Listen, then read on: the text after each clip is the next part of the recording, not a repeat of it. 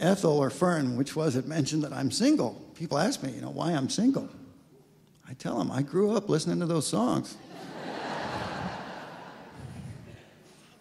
I don't have a girlfriend right now, but I have a guitar. Okay.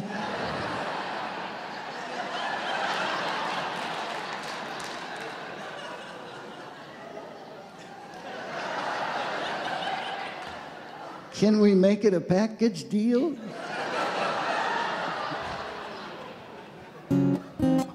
Be hard to choose, wouldn't it?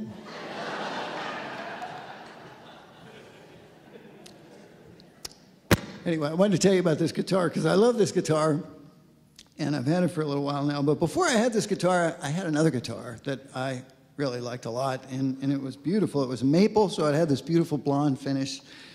And I'd been through the wars with it, had it for years and years, and we get really, really attached to these instruments. However, as much as I love that guitar, I started hearing this little voice, having this little desire to get a different guitar. One that finger-picked a little more easily and sounded a little different. But I don't really like shopping for guitars. It's hard for me to find one I like. And also, Juan, this is not a knock on Juan or anyone else of Juan's age, but most guitar stores are staffed by what we could call young rock musicians. And you can just tell me if in your mind these two things go together. Young rock musicians, great customer service.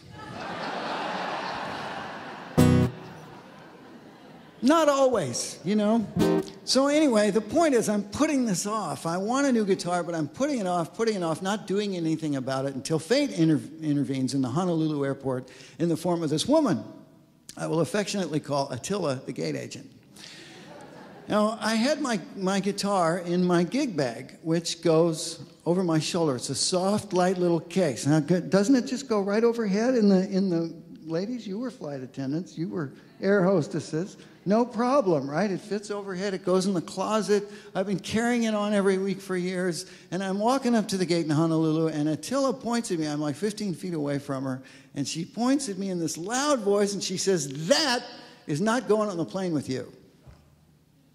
I thought, what? And I just did a right turn and thought, well, she just doesn't understand that I'm a professional musician. So I went up, I gave her a big smile, and I said, hey, you know what? I have to get to San Francisco and do this show, and I fly your airline all the time. She interrupts me. She says, oh, I don't think you heard me. That's not going on the plane with you. Walks off. So I thought, well, maybe she's worried about the load. So I go back up, I give her a big smile. Hey, how about this? I'll get on last because I knew there'd be room. And I said, well, I'll just get on last. We'll see if there's room. She said, no, I've already told you twice. That is not going on the plane with you. Now decide what you're going to do and stop bothering me. So now I'm getting worried because people are boarding. And I just sort of resort to begging. And I go up and I say, can you please just work with me? Is there something we can do to try to get this on the plane? And I'm really pleading with her. And she looks at me with this stern face and she says, you have two choices. You can leave it here or you can check it, but it's not going with you. So I gave it to her. Off she went. I got on the plane. Turns out I'm sitting in the bulkhead seat, the front row of coach. And across from me is a little jump seat with a flight attendant. And the plane's taking forever to taxi, so I end up telling the flight attendant the whole story. We're chatting, and I tell her the whole story, and she's appalled. To her credit, she's appalled. And when I finish, she apologizes for the airline. She says, please don't hold this against us. I don't know why this happened. It should never have happened. The closets are empty. There's plenty of room. I really don't know what was going on, but please accept my apology for our airline. And I felt better, and she got up to go to work, and I thought that was the end of it. But it turns out she told all the other flight attendants because we get to San Francisco and all 7 of them are lined up there at the door and I'm getting off the plane and they all said, hey, look, here's your guitar. They brought it up. And I said, great. I said, let's look at it and unzipped the case and opened it and it's splinters. It's just shattered. Like the baggage guys thought they were at a Who concert or something.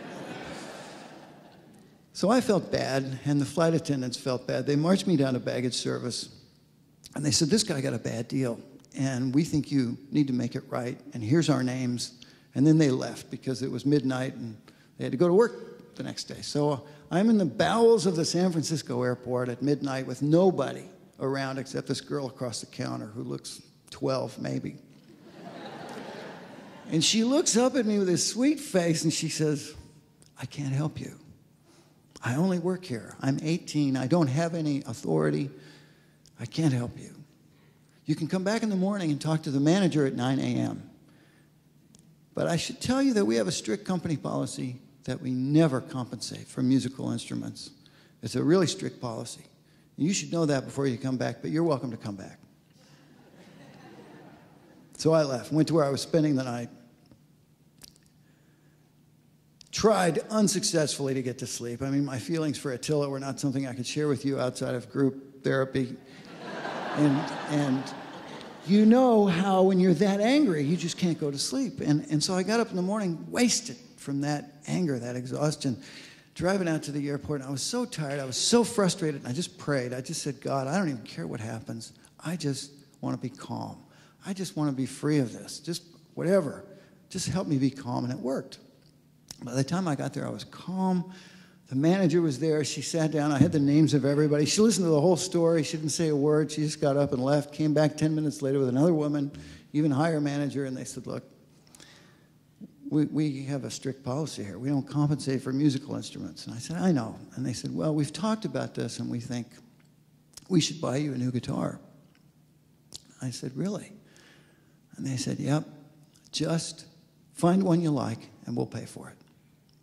So I got out of there before they could say anything else, and I asked my musician friends in San Francisco, where do I go to get a guitar in San Francisco? And they said, there's only one place. You have to go to the Haight-Ashbury guitar store. That's the place. Fine. So off I go to Haight-Ashbury. Has anybody been there lately? You know, because I'm from Kansas. And Haight-Ashbury is like this corner of the Twilight Zone where every decade still exists. And it's all together there in one place. You know, it's like a smorgasbord for the senses. So I'm walking around Haight-Ashbury trying to find this guitar store, getting a little high in the process. And I find it. It turns out to be a fabulous guitar store, probably the best one I've been in. They have great salespeople. And for 2 days, they bring me guitars and let me play them. And after a day and a half, they bring me this one. And I knew when I picked it up that it felt different. It felt really, really special. It was easy to play. It was fun to play. So I played it the rest of the day. Then they let me take it outside that night and do a concert with it. So I came back the next day and I bought it because I knew this was it. I knew this was the one. And here's the thing. I love this guitar so much, I've never thought about the old one. I've never missed it for 10 seconds. It's a way better guitar than my old guitar. It's easier to play. It's fun to play. Sounds better. $600 more expensive than my old guitar. Totally paid for by the airline. But the thing is, I owe it all to Attila, the gate agent.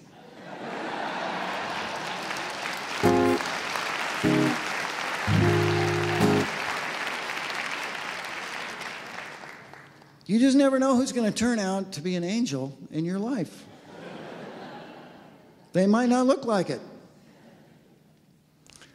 But it makes me feel like we're connected in ways that we can't possibly comprehend. If the mystics are right, if God is everything, if God is everything, and everything is God, then everything is connected. And that thought fills me with a sense of wonder.